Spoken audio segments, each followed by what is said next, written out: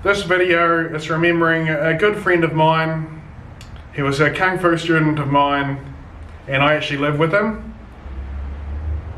Thinking of Aaron reminds me of something that my grand teacher taught us, or told us, that he really enjoyed the movie V for Vendetta, particularly the scene with the dominoes, how one domino hits the other domino, then it hits the other domino, and eventually it spreads out and affects all the other dominoes.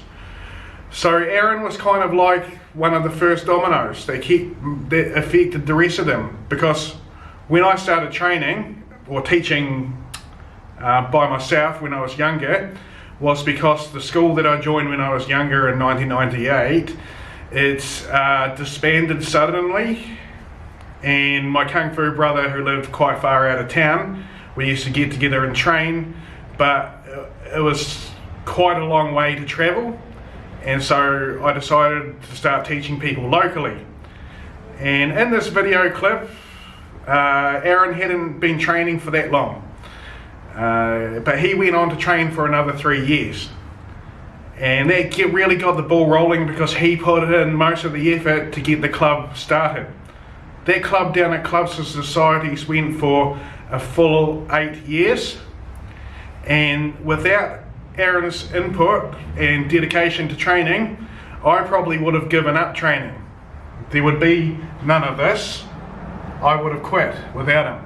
So he's like the domino effect that got everything else rolling. From there, Clubs and Societies changed the rules of how to start a club, and I had a head injury at one stage, and so I wasn't really teaching, but my Kung Fu brother came back into town and they got his interest going, and then he went off to start another club. And it was an exceptional club.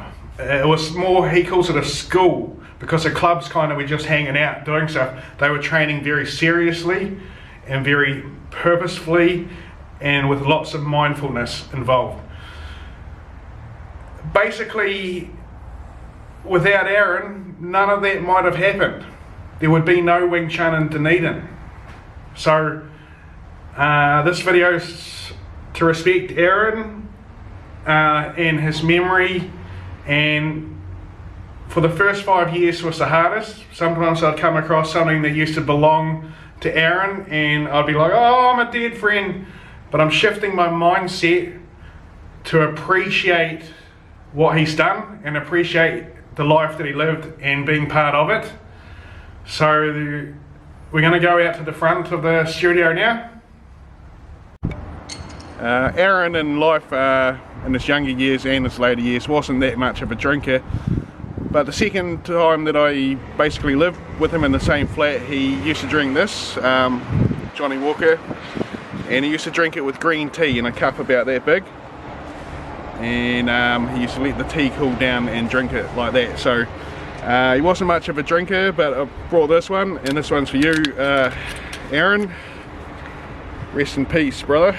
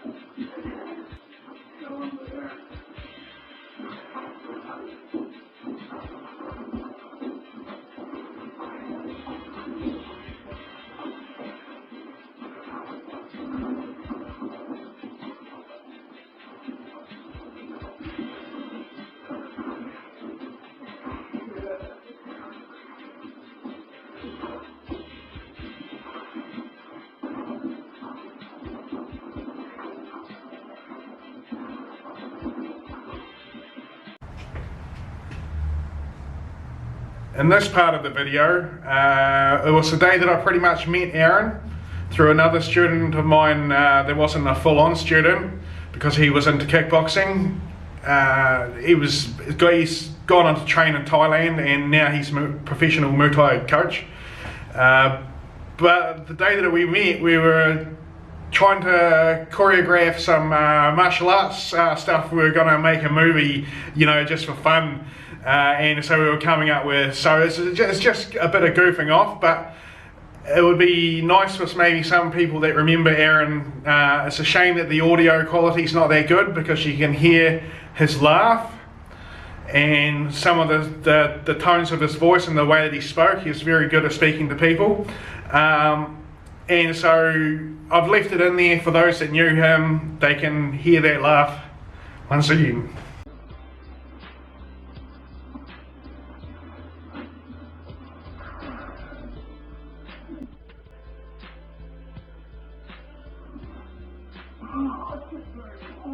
From the Shaolin, watch the masters and learn.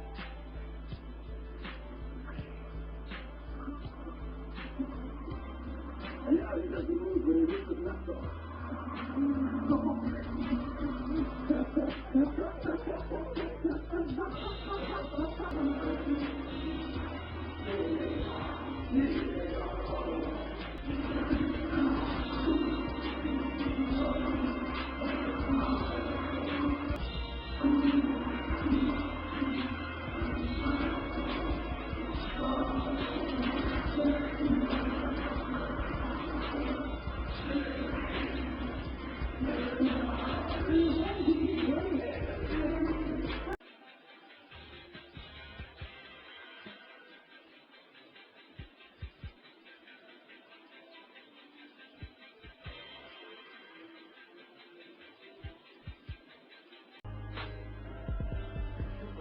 Let's go straight into the guy from here.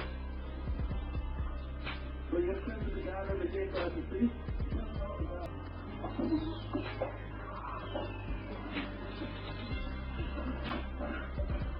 Good.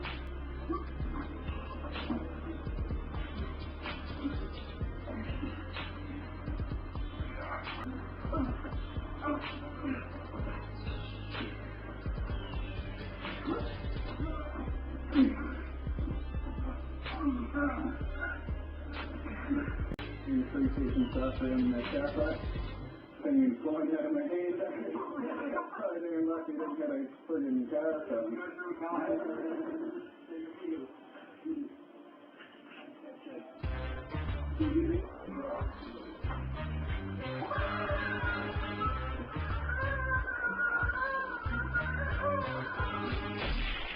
Thank you very much.